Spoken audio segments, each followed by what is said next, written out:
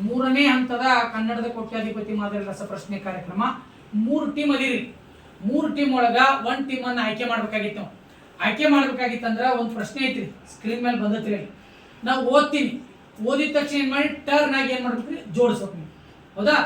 ಬಾಹುಗಳ ಆಧಾರದ ಮೇಲೆ ಕೆಳಗಿನ ಆಕೃತಿಗಳನ್ನ ಇಳಿಕೆ ಕ್ರಮದಲ್ಲಿ ಜೋಡಿಸಿ. ಇಳಿಕೆ ಕ್ರಮದಲ್ಲಿ ಜೋಡಿಸ್ಬೇಕಂತ.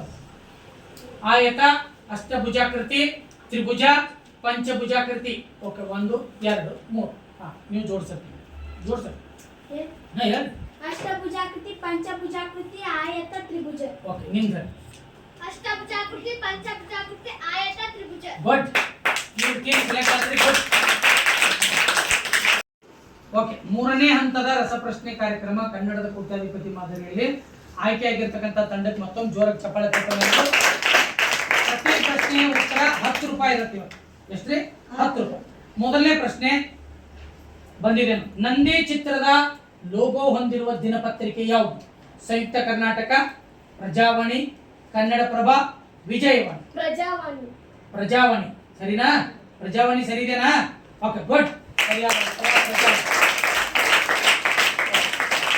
ಎರಡನೇ ಪ್ರಶ್ನೆ 20 ರೂಪಾಯಿ ಪ್ರಶ್ನೆ.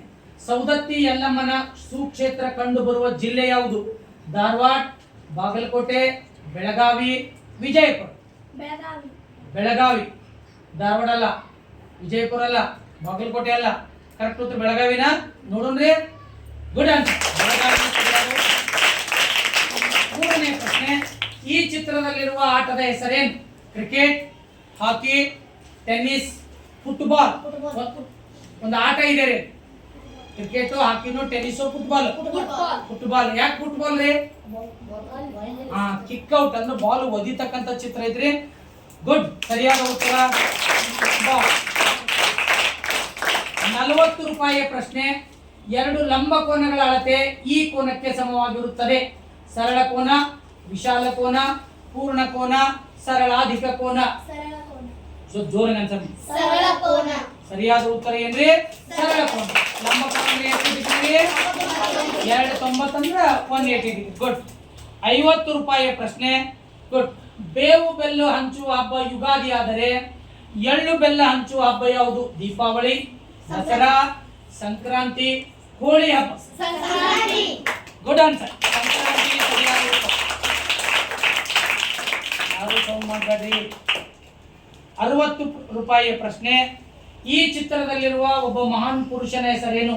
ಸರ್ದಾರ್ ವಲ್ಲಭಾಯ್ ಪಟೇಲ್, ಬಾಲ್ ಗಂಗಾಧರ್ ತಿಲಕ್, ದಾದಾಬಾಯಿ ನವರೋಜಿ, ಖುದಿರಾಮ್ ಬೋಸ್. ಈ ಚಿತ್ರದಲ್ಲಿ ಒಬ್ಬ ಮಹಾನ್ ಸ್ವಾತಂತ್ರ್ಯ ಹೋರಾಟಗಾರ, ಮೊಟ್ಟ ಮೊದಲ ಗೃಹ ಮಂತ್ರಿ, ಸಂಸ್ಥಾನಗಳ ವಿಲೀನೀಕರಣ ಮಾಡಿರ್ತಕ್ಕಂಥ ಒಬ್ಬ ಧೀಮಂತ ನಾಯಕ. ಯಾರು?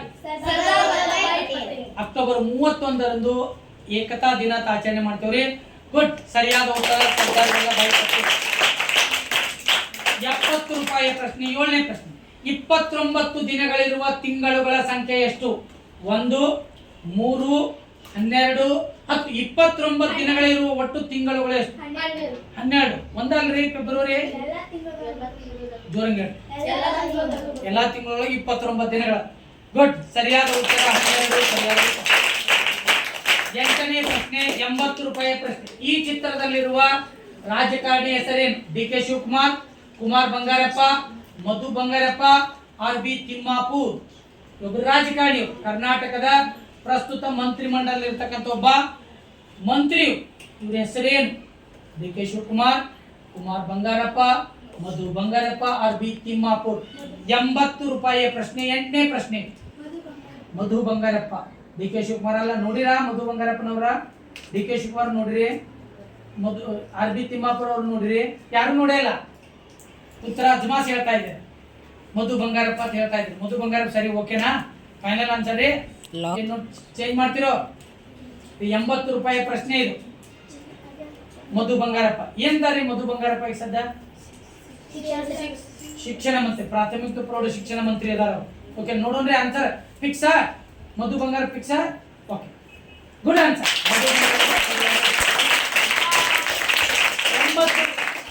9ನೇ ಪ್ರಶ್ನೆ. 90 ರೂಪಾಯಿಯ ಪ್ರಶ್ನೆ. ರಾಷ್ಟ್ರೀಯ ವಿಜ್ಞಾನ ದಿನ ಎಂದು? ಜೂನ್ 28, ಜನವರಿ 28, ಫೆಬ್ರವರಿ 28, ಮಾರ್ಚ್ 6. ಫೆಬ್ರವರಿ 28. ಸರಿ, ಯಾರ ಸಂಬಂಧ ಆಚರಣೆ ಮಾಡ್ತೀವಿ ಅದನ್ನ? ಯಾಕೆ ಸಂಬಂಧ ರೀ? ಹಾ, ಬೆಳಕಿನ ಚದುರುವಿಕೆ ಕಂಡಿರುತ್ತೆ. Good answer, good. 100 ರೂಪಾಯಿಯ ಪ್ರಶ್ನೆ, 100 ರೂಪಾಯಿಯ ಪ್ರಶ್ನೆ. ಇದು ಅತಿ ಚಿಕ್ಕ ಸಮ ವಿಭಾಜ್ಯ ಸಂಖ್ಯೆಯಾಗಿದೆ. 4, 6, 2, 1 ಸಮ ವಿಭಾಜ್ಯ. 4 ಅವಿಭಾಜ್ಯ ಸಂಖ್ಯೆ ಐತಿ, ಭಾಜ್ಯ ಸಂಖ್ಯೆ. ಹಂಗಾದ್ರೆ 2 ಏನ್ರಿ? ಗುಡ್ ಆನ್ಸರ್, ಸರಿಯಾದ ಉತ್ತರ. ಪೈಸೆ ಅಂದ್ರೆ ಒಟ್ಟು ಎಷ್ಟು ಪೈಸೆಗೆ ಸಮ? 415 ಪೈಸೆ, 45 ಪೈಸೆ, 40 ಪೈಸೆ, 514 ಪೈಸೆ. 415 ಪೈಸೆ. 4 ರೂಪಾಯಿ 15 ಪೈಸೆ ಅಂದ್ರೆ ಟೋಟಲ್ ಎಷ್ಟು ಪೈಸೆ? ಎಷ್ಟ್ರಿ?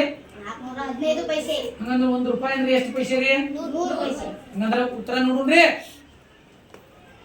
ಗುಡ್ ಆನ್ಸರ್, 415 ಪೈಸೆ ಸರಿಯಾಗಿ. 160 ರೂಪಾಯಿಯ ಪ್ರಶ್ನೆ, 16ನೇ ಪ್ರಶ್ನೆ. ಈ ಮಹಾನ್ ಸಂತನ ಹೆಸರೇನು?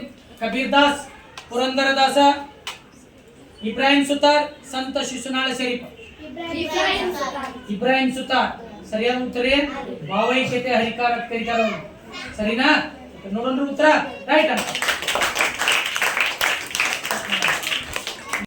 ಓಕೆ, 11ನೇ ಪ್ರಶ್ನೆ, 110 ರೂಪಾಯಿಯ ಪ್ರಶ್ನೆ. ಹಣ್ಣುಗಳ ರಾಜ ಎಂದು ಯಾವ ಹಣ್ಣನ್ನು ಕರೆಯುತ್ತಾರೆ? ಸೇಬು ಹಣ್ಣು, ಪೇರಲೆ ಹಣ್ಣು, ಮಾವು, ಕಲ್ಲಂಗಡಿ. ಹಣ್ಣುಗಳ ರಾಜ, ಕಿಂಗ್ ಆಫ್ ಫ್ರೂಟ್ಸ್ ಅಂತ ಕರೀತಾರೆ. ಯಾವುದು? ಸೇಬು ಹಣ್ಣು, ಪೇರಲ, ಮಾವು, ಕಲ್ಲಂಗಡಿ. ಮಾವಿನ ಹಣ್ಣು. ಜೋರಂಗ್ ಆನ್ಸರ್ ಮಾಡುದು. ಒಬ್ಬರು ಆನ್ಸರ್ ಮಾಡಿ ಜೋರಂಗ್. ಮಾವಿನ ಹಣ್ಣು ಫೈನಲ್ ರೀ. ಪೇರಲ, ಕಲ್ಲಂಗಡಿ, ಸೇಬು ಅಲ್ಲ. ಎಲ್ಲರೂ ಸೇಬು ಹಣ್ಣು ತಿನ್ಬೇಕಂತಾರೆ. ನೋಡಿ ವಿಚಾರ ಮಾಡಿ ಅಲ್ರಿ. Good answer. 120 ರೂಪಾಯಿ ಪ್ರಶ್ನೆ. ಗಣೇಶನ ಹಬ್ಬ ಯಾವ ಮಾಸದಲ್ಲಿ ಬರುತ್ತದೆ?